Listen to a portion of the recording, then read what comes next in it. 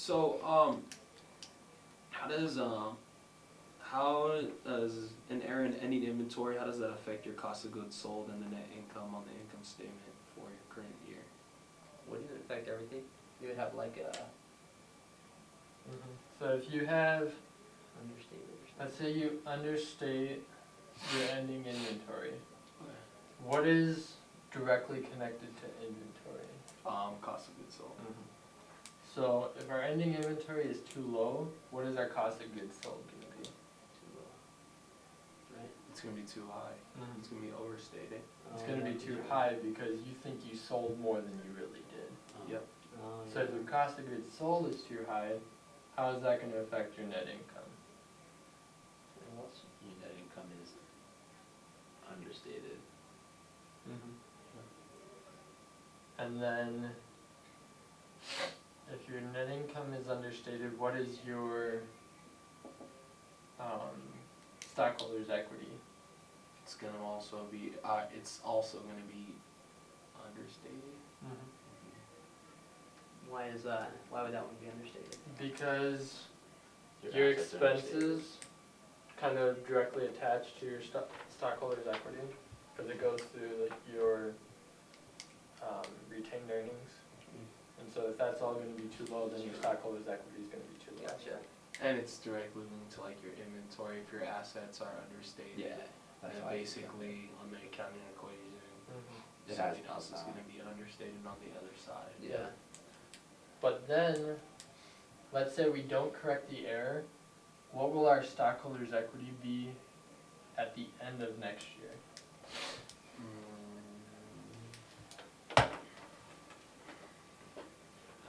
Yeah, because like they'll ask me a question on the test. This is the things that confuse me on the test when they ask questions like this, and I'm like, I try to think about it. I don't understand. So, we started out, Well, because then your beginning inventory is Your too beginning low, inventory is gonna be too and then low. your sales would be normal, so you'd overstate it the next year, so right? your beginning inventory is gonna be Understated. understated. So then, Well, your stockholders' equity is gonna stay the same, or it's gonna be normal. I would say it'd be normal. Yeah. so then our cost of goods sold for this year is gonna be understated. It balances out. And so then your stockholders' equity is gonna balance out. So for those 2 years, you had it correct. Just for the one accounting period, you were off. And that's when the beginning inventory is gonna have to change for that year, and you're gonna have to adjust everything, right? Cool. That makes sense. Okay. So does that mean that over time it really kind of just corrects itself? It's just a matter of accurate reporting? Like there's not really any harm in messing up per se if you accidentally understand inventory, because over the course of the next period it'll If fix you make a itself. huge mistake, and let's say you're like Walmart, and you're off by $1 million, you could probably get in trouble for that. But That's a huge mistake. But missing eventually, one yeah, it transaction and will. understating it by Out of 10%. like 100,000 billion now. Yeah. That makes sense. Okay. They're like, oh no, that's only $1 million. Yeah.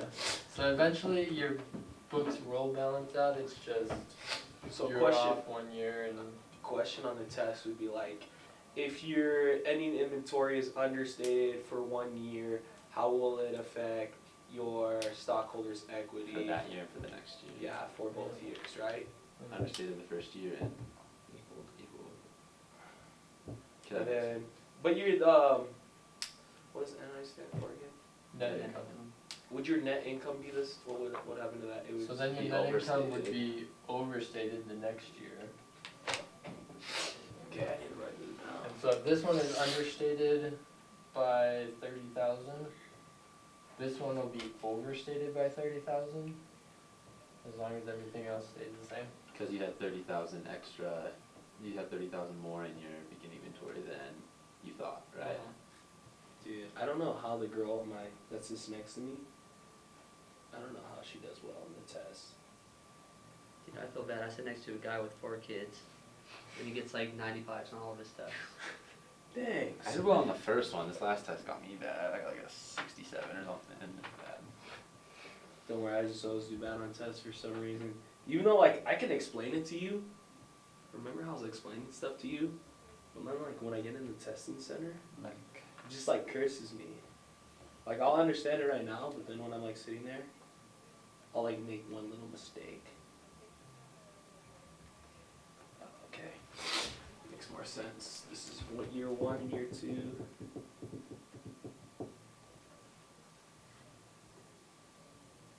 Do you have any other ones? Lower cost or market, so Yeah. I understand that you choose either, What does the lower cost or market rule work? How does that work? So with that one, it's